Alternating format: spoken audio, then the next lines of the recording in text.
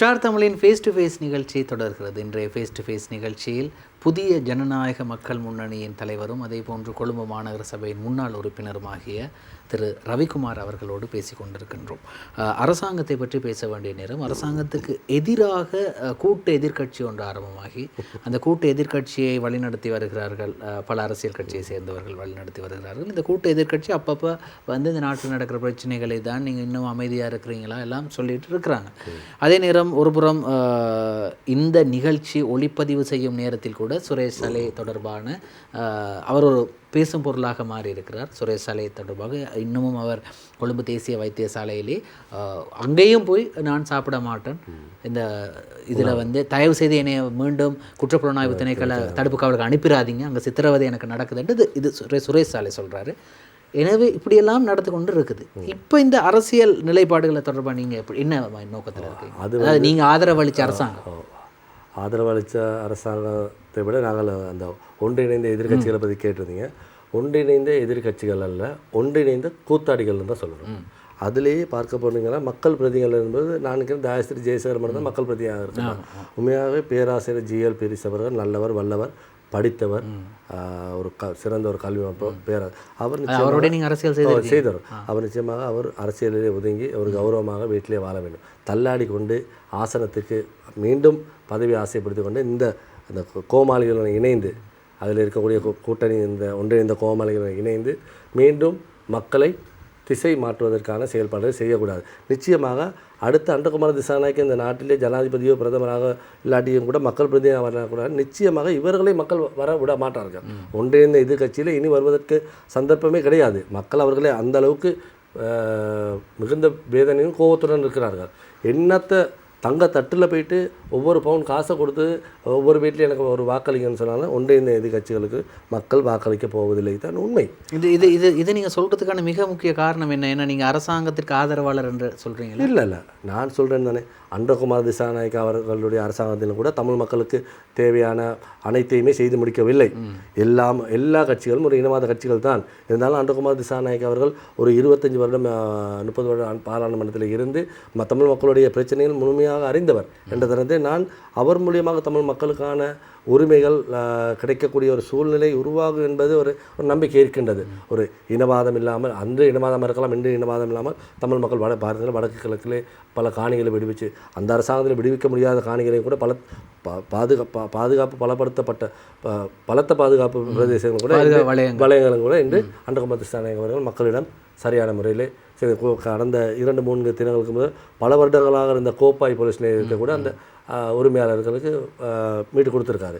அந்த நிலையிலே அன்றகுமார் திசாநாயக்க அவர்களே தமிழ் கட்சிகள் அனைவரும், அது சுமந்திரனாக இருக்கலாம், கஜேந்திரகுமாராக இருக்கலாம், புலட் சித்தார்த்தனாக இருக்கலாம், அல்லாடி செல்வம் அடைக்கல்நாதாக இருக்கலாம், அனைவரும் டக்ளஸ் தேவானந்தா இருக்கலாம், அனைவரும் இணைந்து அரசியல் ரீதியான மக்களுடைய தேவைகளை, மக்களுடைய நலன்களை, மக்களுடைய உரிமைகளை அனைத்து தமிழ் கட்சிகளும் ஒன்றிணைந்து செயல்படுகிறார்கள். நிச்சயமாக அன்றகுமார் திசாநாயக்க தோழரிடம் அனைத்தையும் பெற்றுக்கொள்ளக்கூடிய ஒரு 100 கேட்டு நாங்கள் ஒரு 50 சரி வாங்கிட்டோம்னா அது ஒரு வெற்றி. அந்த ஒரு சூழ்நிலை அன்றகுமார் திசாநாயக்க ஜனாதிபதி அவர்களிடம் பெற்றுக்கொள்ளலாம் என்ற ஒரு நம்பிக்கை எனக்கு இருக்கின்றது.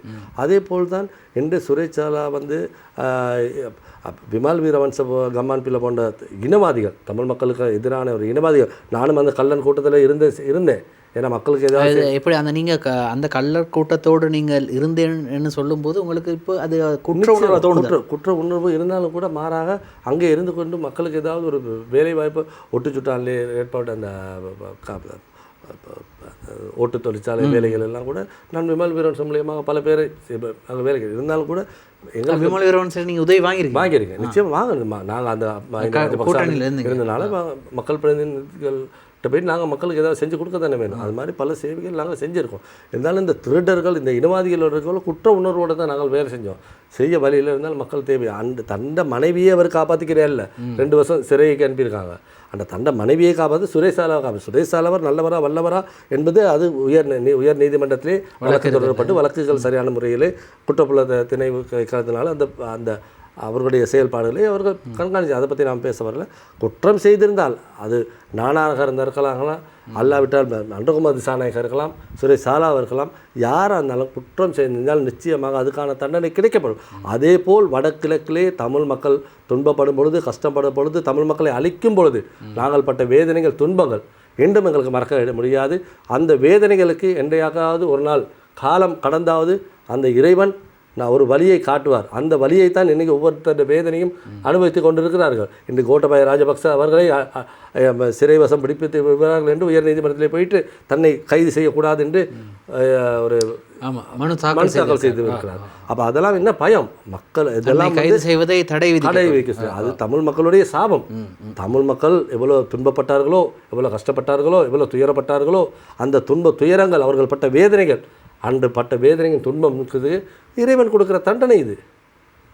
நிச்சயமாக அது நீதிமன்றம் ஏதோ தெரிஞ்சோ தெரியாமலோ நீங்கள் அவங்களுக்கு ஆதரவு தெரிவிச்சிட்டீங்க. அப்படி தெரிஞ்சது ஆதரவு தெளிச்சோம். தமிழ் மக்கள் அழிச்சாங்க, தமிழ் மக்கள் பிரச்சனை இருந்தாலும் கூட நாங்கள் எதிர்கட்சியில் இருந்துக்கிட்டு கத்திக்கிட்டு இருந்து, இப்போ நான் கத்திக்கிட்டு இருந்தால் நான் சொன்னது போல் அன்றகுமார் தோழர் அவர்களோட இல்லாமல் நான் இன்றைக்கி சஜித் பிரேமதாசர் இருந்தேன்னு இந்த பாடசாலைக்கு இந்த நிதியை என்னால் பெற்றுக் கொடுக்க முடியுமா? முடியாது. எந்த அரசாங்கம் ஆட்சிக்கு வருதோ அவங்களுக்கு ஆதரவு தெரிவித்து எங்களுடைய மக்களுடைய தேவைகளை பூர்த்தி செய்ய நல்லவராக கெட்டவராக இறைவன் ஒருத்தர் இருக்கார், அவர் தண்டனை கொடுக்க வேண்டிய காலத்தில். இப்போ புதிய ஜனநாயக மக்கள் முன்னணி உங்களோட கட்சி தமிழ் மக்கள் மட்டும் இல்லை, எல்லா மொழி தவர்களும் இருக்கிறாங்க. இதே மாதிரி ஒரு கட்சி ஒன்று கொழும்புல வரப்போகுது. கொழும்பு மட்டும் இல்லை, நாடு முழுக்க. அந்த கட்சியோட பேர் மக்கள் இயக்க முன்னணி. அந்த கட்சியினோட தலைவர் யார் என்றால் வைத்தியர் ராமநாதன் அர்ச்சுனா ஒரு கட்சி ஒன்று ஆரம்பிக்கிறார். என்ன அவர் சொன்ன உடனே சிரிச்சிட்டீங்க? இல்லை, அவர் ஒரு கட்சி ஒன்று ஆரம்பிச்சிட்டாரு, பதிவு செய்ய போகிறாரு. அப்போ அவர் இங்கே வந்திருக்க தேர்தல் திணைக்களத்தில். ஆமாம், அப்போ அவர் இந்த இதுக்கு வந்திருப்பார், நேர்காணல் நேர்முகத்துக்கு தேர்தல் திணைக்களத்துக்கு இன்டர்வியூக்கு வந்திருப்பார். அப்போ அவர் இங்கே வர நேரம் இந்த கேள்வி நான் கேட்டதுக்கு ராமநாதன் அர்ச்சுனா சொன்னார், இல்லை இது தமிழர்கள்ட கட்சி இல்லை, தமிழர்கள், சிங்களவர்கள், முஸ்லீம்கள் அனைவரும் சேர்ந்த கட்சி. நாடு முழுக்க இருக்கக்கூடிய 25 மாவட்டங்களிலும் நாங்கள் களமிறங்க போகிறோம். இவருடைய கட்சியையும் இவருடைய தற்போதைய அரசியல் நடவடிக்கையையும் நீங்கள் ஒரு அரசியல் கட்சியின் தலைவராக எப்படி பார்க்குறீங்க? நிச்சயமாக நான் நேற்று இல்லாட்டியில் முன்னாள் 2 நாளைக்கு நேற்றாக இருக்கிறது ஒரு மக்கள் பிரதிநிதி கஜேந்திரகுமார் அவர்கள் வலிகாமம் வடக்கு கூட்டம், வலிகாமம் பிரதேச சபை டிசிசி அந்த கூட்டம் நடைபெறுவது ஒரு ஒரு தன்னை அறிஞ்சு பேசுகிறாரா அறியாமல் பேசுகிறாரா, சிறு பிள்ளையாக ஒரு பாராளுமன்ற உறுப்பினரை பார்த்து அவ்வளோ உயர் அரசு அதிகாரிகள் இருக்கும்பொழுது, மக்கள் பிரதிநிதிகள் இருக்கும் பொழுது, அனைத்து மக்கள் இருக்கும் பொழுது அப்படியான ஒரு மோசமான கருத்துக்களை வைப்பது உண்மையான ஒரு தவறான விஷயம். ஒரு மக்கள் பிரதிநிதி என்பது மக்கள் வாக்களித்து உங்களை ஏன் நாடாளுமன்றம் கௌரவமாகவும் ஒரு மக்களுக்கான தேவைகளை செய்ய வேண்டும். அதை விட்டு நீங்கள் ஒரு ஜோக்கர் போல செயல்படுவதை மக்கள் நிச்சயமாக சரியான முறையில் மக்களுக்கு சேவை செய்வீர்கள். ஆனால் அடுத்த நாடாளுமன்ற தேர்தலில் நீங்கள் சுயேட்சையாக போட்டிப்பட்டு வெற்றில பெறலாம். ஆனால் இன்று இருக்கும் நிலைமையை பார்க்கும்பொழுது அடுத்த முறை உள்ளூராட்சி சபை தேர்தலில் கூட வெற்றி பெறுவார்னு கூட சொல்ல இயலாது. ஏன்னா அந்த அளவுக்கு தமிழ் மக்கள் மனதிலே அவர் ஒரு வெறுப்பு ஏற்பட்டிருக்கின்றது. நேற்று கூட நான் பார்த்தேன், அவருடைய ஒரு பதாகையை வைத்து செருப்பு மாலை போட்டிருக்காங்க யாழ்ப்பாணத்தில்.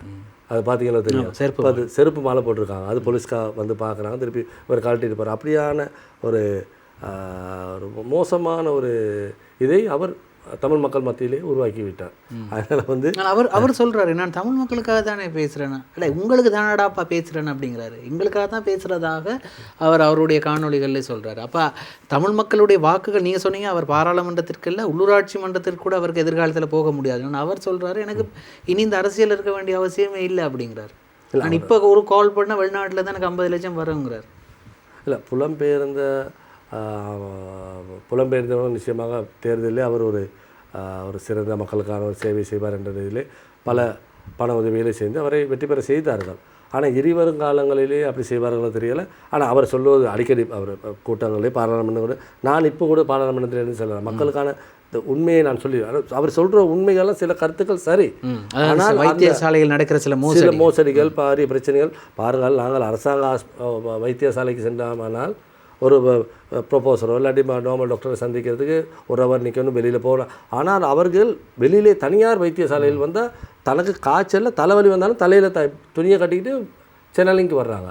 இப்படியான இதை அர்ச்சுனா உண்மையாகவே அதை நேரடியாக மக்களுக்கு சொன்னார், அது உண்மை தான். ஆனால் அவர் சொல்கிற டோனும் அந்த அவரோட ஸ்டைலும் பிள்ளையாக இருக்குது. இல்லாட்டி அவர் சொல்கிற விஷயங்கள் சரி, சொல்கிற விதம் தவறாக இருக்குது. அதுதான் உண்மை.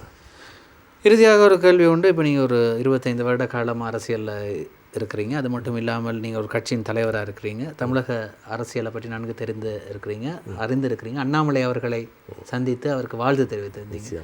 இப்போ அடுத்ததாக நான் உங்கள்கிட்ட கேட்டேன் கூட, இப்போ நீங்கள் தமிழக வெற்றி கழக தலைவரும் தமிழக முதல்வருமாகிய ஜோசப் விஜய் அவர்களை சந்திக்க போகிறீங்க. அந்த ஐடியா எதுவும் இருக்குது?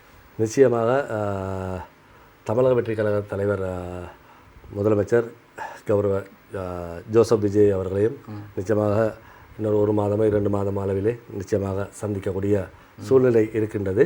அதை செந்தில் தொண்டமான் ஊடாக நிச்சயமாக செந்தில் தொண்டமான் சொல்லுவார் என்பது இந்திய அரசாங்கத்துடன் இங்கே நல்ல உறவு நல்ல ஒரு பிணைப்பு.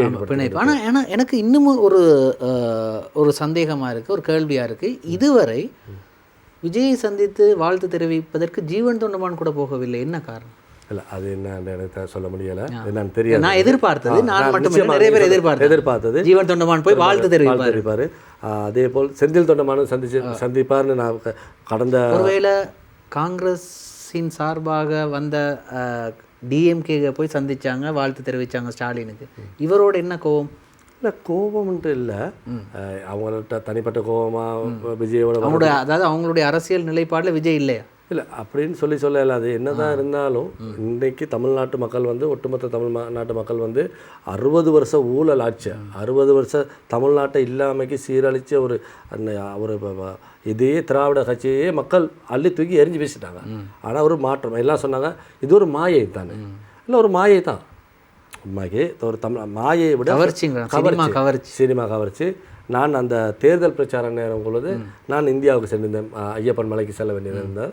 அந்த ஒவ்வொரு தேர்தல் பிரச்சாரத்துக்கு பின்னும் செல்லும் பொழுது ஒவ்வொருத்தரையும் பார்க்கும் பொழுது எனக்கு சிரிப்பு வந்துச்சு. ஆனால் இலங்கையில் அப்படி அல்ல.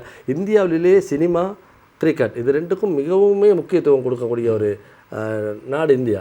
அந்த வழியிலே ஒரு கவர்ச்சி, ஒரு மாற்றத்துக்கு ஏற்படுவதற்காக நிச்சயமாக தமாக தலைவர் முதலமைச்சர் விஜய் அவர்களை நிச்சயமாக செந்தில் தொண்டமான் இல்லாட்டி ஜீவன் போன்றவர்கள் சந்திப்பார்கள். செந்தில் தொண்டமான் மூலமாக சந்திப்பேன். அதே போல் முதலமைச்சராக வந்திருக்கக்கூடிய விஜய் அவர்களுக்கும், அதே போல் பாஜகவின் மூத்த உறுப்பினர், தமிழ்நாட்டு முன்னாள் தலைவராக தமிழ்நாட்டு மக்களுக்கு தன் உயிரையும் கூட தமிழ் மக்களுக்காகவே நேசிக்கக்கூடிய, தன் உயிரையும் கூட மாய்த்து கொள்ளக்கூடிய ஒரு பிரபல சக்தியாக இருக்கக்கூடிய அண்ணாமலையுடைய இயக்கமும் விஜய் அவர்களும் இணைந்து ஒரு கூட்டணியாக இணைந்து அண்ணாமலை புதிய ஒரு இயக்கத்தை உருவாகி பல லட்சம், இதுவரை நான் பார்த்து நேற்று வரை 19 லட்சம் உறுப்பினர்கள் சேர்ந்து. அந்த உறுப்பினர்கள் என்பது பிரேம் அவர்கள், அந்த உறுப்பினர் என்பது நிச்சயமாக வாக்காளர். அவர்கள் மாற்றுக் கட்சிக்கு வாக்களிக்க போவதில்லை. அவர்கள் நிச்சயமாக வாக்காளர்களாக தான் அண்ணாமலை அவர்கள் இருப்பார்கள். அவர்கள் அண்ணாமலைக்கும் புதிய இயக்கத்தை தொடங்க அண்ணாமலை அவர்கள் வாழ்த்து கூறி, அதே போல் விஜய் அவர்களுக்கும் முதலமைச்சர் விஜய் அவர்களுக்கும் புதிய ஜனநாயக மக்கள் சார்பாகவும் இலங்கை மக்கள் சார்பாகவும் நான் வாழ்த்துக்களை தெரிவித்துக் கொள்கிறேன். மிக்க நன்றி திரு ரவிக்குமார் அவர்களே. நிகழ்ச்சியை நிறைவு செய்யும் நேரம் வந்துவிட்டது. நீண்ட இடைவெளிக்கு பிறகு உங்களை சந்தித்து நீண்ட அரசியல் விடயங்கள் எல்லாம் பேசியிருந்தோம். புதிய மாற்றங்கள் தெரிந்தது, புதிய மாற்றங்களை நீங்கள் சொல்லியிருக்கின்றீர்கள். எனவே உங்களுடைய அரசியல் எதிர்காலம் மிக சிறப்பாக அமைய ஸ்டார் தமிழின் ஃபேஸ் டு ஃபேஸ் நிகழ்ச்சி சார்பில் எங்களுடைய வாழ்த்துக்களை தெரிவித்துக் கொள்கின்றோம். மிக்க நன்றி. நன்றி. ஸ்டார் தமிழின் ஃபேஸ் டு ஃபேஸ் நிகழ்ச்சியில் இன்றைய தினம் கலந்து கொண்டு தனது கருத்துக்களை பதிவு செய்தவர் புதிய ஜனநாயக மக்கள் முன்னணியின் தலைவரும் அதேபோன்று கொழும்பு மாநகர சபையின் முன்னாள் உறுப்பினருமாகிய திரு ரவிக்குமார் அவர்களுக்கு எங்கள் நன்றிகளை தெரிவித்துக் கொண்டு மற்றும் ஒரு ஸ்டார் தமிழின் ஃபேஸ் டு ஃபேஸ் நிகழ்ச்சியில் உங்களை சந்திக்கும் வரை விடைபெறுகின்றோம். நன்றி, வணக்கம்.